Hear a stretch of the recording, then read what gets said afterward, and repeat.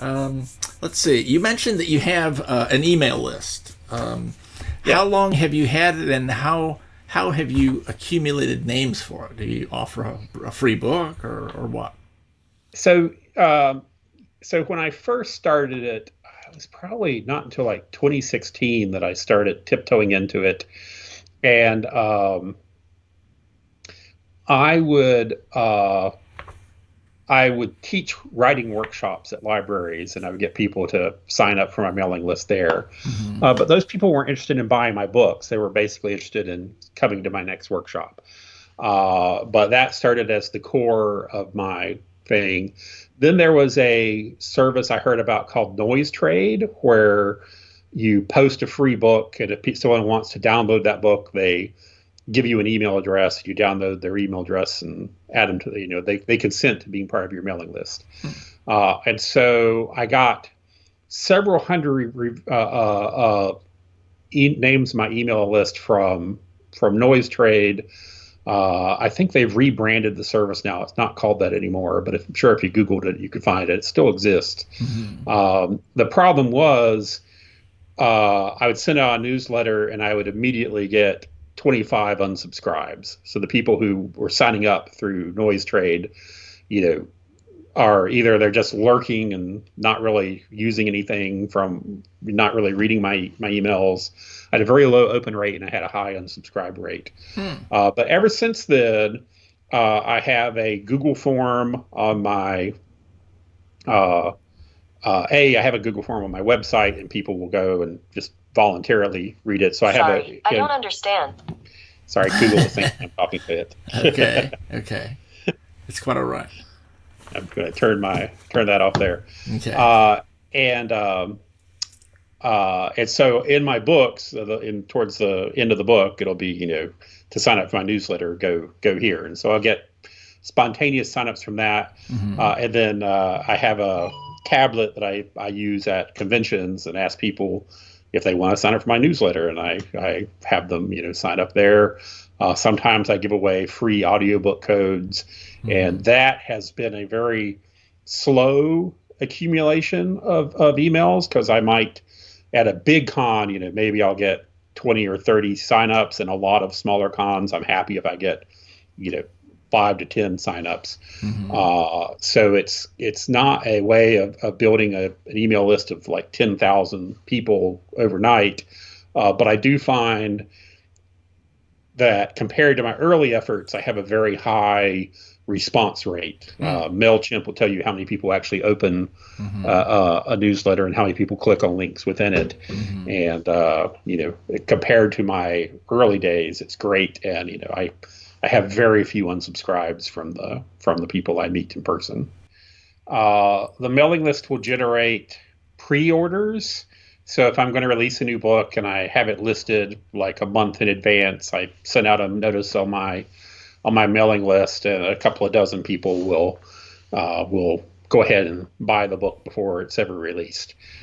So that's nothing to sniff at. I mean, any sale counts. Hmm. But I've never had the success of some people who have like the mailing list of like 10,000 people and will generate hundreds of sales from a single listing. I get very happy if I crack into above like 25 Okay. sales immediately after a newsletter. Let's see. Oh, I got a fishing question for you. I might not get anything. Have you heard of Rafflecopter? I was looking at their website the other Yeah. day. Someone invited me to do a Rafflecopter not long ago, and I decided not to take part in it. Hmm. Isn't it like a newsletter sign up thing where you're there like a bunch of different products are going to be given away and Well, the I watched a couple of videos about it yesterday, and it said that it showed mostly it showed how to sign up and put something in that you're going to raffle off. Say 5 copies, 5 autographed copies of your latest novel, as an example. right, And then you put down what you would like people to do in order to enter the contest for those to win a copy, one of those copies. And it could be tweet about it. It could be do a right, post on a some kind of, I don't know, website or something. And then after you create the contest, then you have to go out and promote the contest on your own, maybe on Twitter, or maybe you get an ad or something. And when the contest ends, you're supposed to go back onto the website, Rafflecopter, and hit a button that it randomly selects a winner based on the score of points that they have accumulated, so that there's no way to cheat who won, so that it automatically selects a winner for you. And then you mail them the book if they've won. Anyway, it sounded interesting, but again, I only watched 2 videos about how to operate it, and I don't know much more than that about it. So again, I've never tried it. The person who invited me to take part, her goal was to build like this super omnibus edition of novels, where it was going to be like an ebook that contained, like 100 novels from different authors. So just this giant download.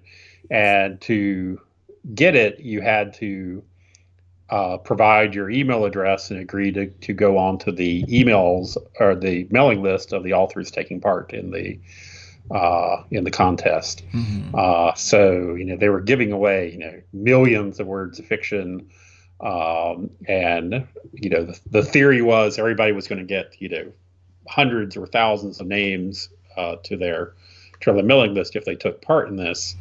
And I just felt like it was such a big promotion that I felt like, who is ever going to read all these books? There are people who are going to download it, but it's just going to be noise, and I might get 1,000 subscribers to add to my list, but I'll send out one newsletter and 300 of them will immediately unsubscribe. They won't have any idea who I am, even though I'm in that book, because they won't have memorized every name in that table of contents. So it didn't seem like something that I saw much advantage in taking part in.